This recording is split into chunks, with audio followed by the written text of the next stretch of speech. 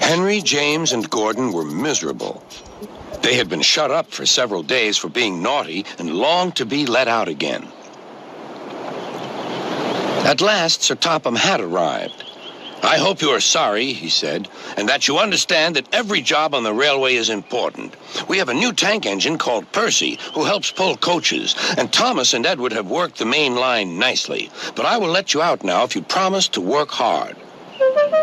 "Yes, sir," said the three engines, "we will." "That's good, but please remember that this no shunting nonsense must stop." Sir Topham Hatt then told Percy, Edward, and Thomas that they could go and play on the branch line for a few days. And they ran off happily to find Annie and Clarabelle at the junction. The two coaches were very pleased to see Thomas again.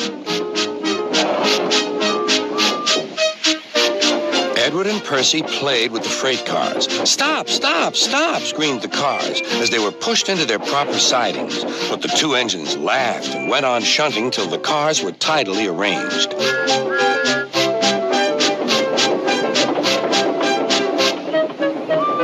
Next, Edward took some empty cars to the quarry. Percy was left alone. He didn't mind that a bit. He liked watching trains and being cheeky to the other engines. "Hurry, hurry, hurry," he would call, and they got very cross.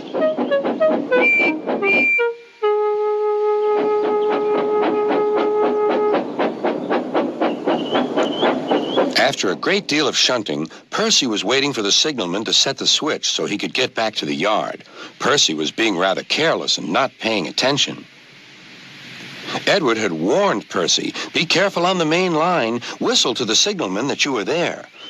But Percy didn't remember to whistle, and so the busy signalman forgot him. Percy waited and waited.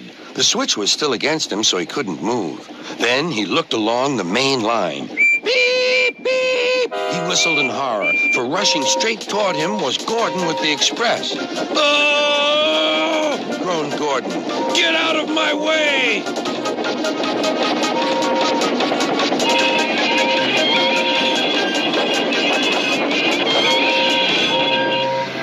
Percy opened his eyes.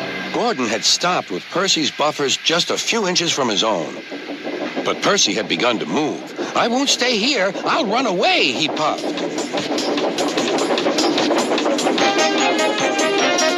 He went straight through Edward's station and was so frightened that he ran right up Gordon's hill without stopping.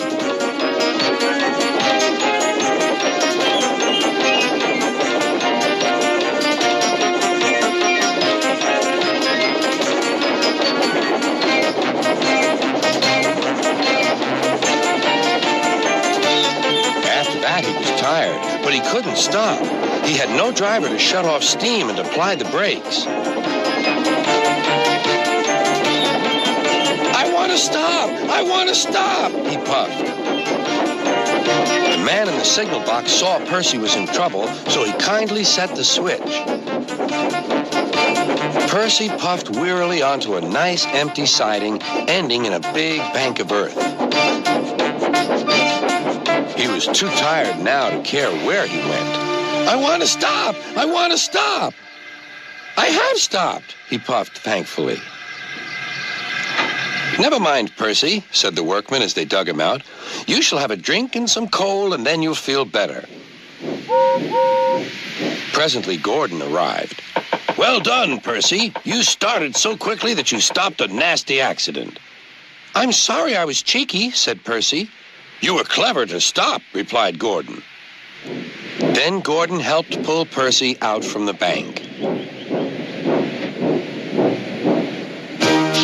The two engines are now good friends, but Percy is always most careful when he goes out on the main line.